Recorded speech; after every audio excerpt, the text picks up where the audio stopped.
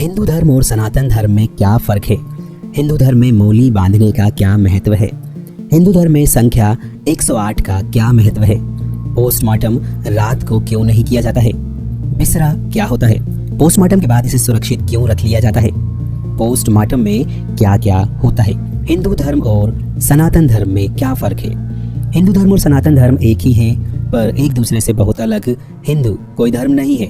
भारत का नाम हिंदुस्तान पड़ा तो लोग खुद को हिंदू कहने लगे। ये नाम कैसे पड़ा? तुर्कों ने दिया, और बहुत सारी बातें हैं। जैसे अफगानिस्तान तो वो खुद को अफगानी कहते हैं, ऐसे ही हिंदुस्तान वाले खुद को हिंदू कहते हैं, पर वास्तव में कोई धर्म है ही नहीं। असली धर्म सनातन धर्म है। अभी यहाँ कुल 3 धर्म है, मुस्लिम, बौद्ध और क्रिश्चियन, और चौथा स्तंभ है जो सनातन धर्म का है, वो इस युग में हो ही नहीं सकता। हमारा सनातन धर्म 2 युग चलता है, सतयुग और त्रेता युग।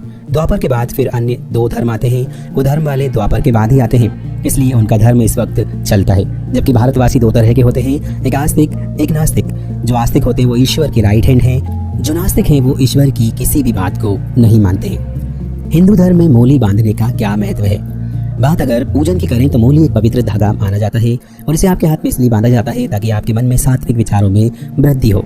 कलाई में बंधी हुई मूली एक कलावा हमारे मन पर बहुत प्रभाव डालते हैं, क्योंकि कलाई पर बार बार नजर पड़ती है और इससे हम परमात्मा के साथ सीधा जुड़ाव अनुभव करते हैं। इस अनुभव के कारण हमारे अंदर सकारात्मकता में वृद्धि होती है। कलाई पर बंधी मूली परम सत्ता से जुड़ाव अनुभव करने के कारण हमारे अंदर जिस सकारात्मकता की वृद्धि होती है वो हमारे मन और आत्मा को प्रसन्न रखती है। इस कारण हमारे अंदर सकारात्मक ऊर्जा का प्रभाव बढ़ता है, हमारे तनाव और उदासी में कमी आती है।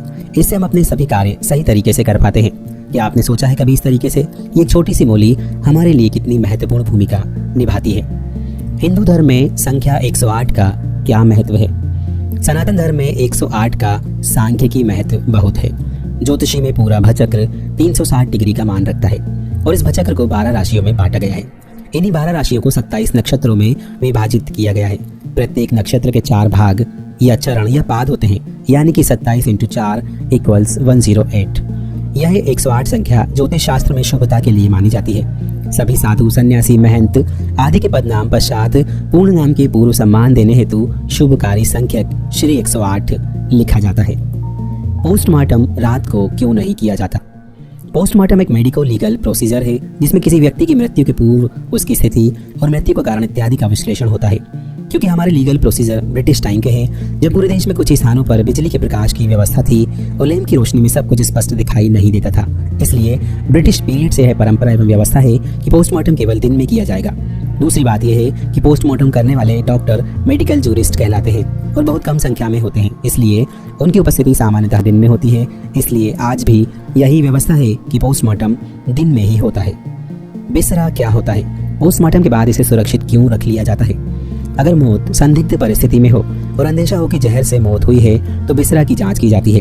बिसरा प्रिजर्व करने के दौरान डेड बॉडी से लीवर, स्प्लीन और किडनी का पार्ट रखा जाता है। साथ ही शरीर में मौजूद फ्लूइड आदि को प्रिजर्व भी किया जाता है। पोस्टमार्टम में क्या क्या होता है? पोस्टमार्टम फ्रेंच भाषा का मुहावरा है। इसका शाब्दिक अर्थ है मृत्यु के पश्चात। ज्यादातर इसका संदर्भ लीगल मामलों में कोर्ट में होता है, जैसे एक्सीडेंट में मृत्यु होने पर या किसी के द्वारा हत्या होने पर। इसमें सरकारी डॉक्टर शव को विच्छेदन या ऑपरेशन करके मृत्यु के कारण को रिपोर्ट करता है, जो कि कोर्ट में मान्य होता है। ये मुहावरा कभी कभी मीटिंग आदि में भी कहा जाता है, जहां इसका संदर्भ कोई हादसा होने के बाद कारणों की व्याख्या से होता है।